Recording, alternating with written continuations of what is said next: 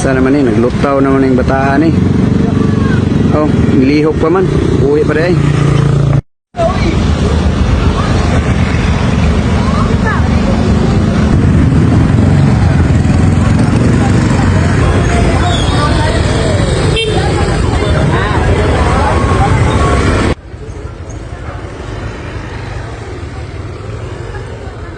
Yo, what's up? Yung Hilario TV. Narita karon diri sa Talisay City. Arita diri sa pinaka-affected nga area human sa Bagyong Tino. Kita nato diri no mga kabalayan, wash out gyud sila tanan. Porti yung tanan daghan ng balay diha pero karon wa na gyud nabili no misking usa. Nay nakita pero di na gyud mapurma.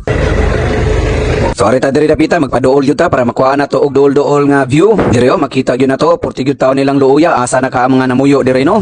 Wash out gyud tanang balay. Napapakani sila nadala bisan gamay mga gamit.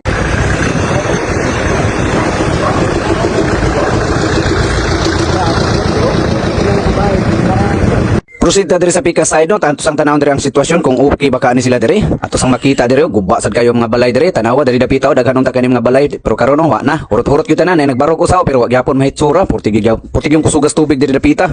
Uyas balay dito. Araba diri ang Crocolanja.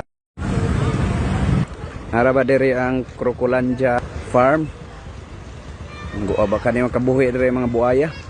Na diha ang Crocolanja. Puno na diag mga crocodiles asa kaniro na himutang masig na anod sad ni diri sapa.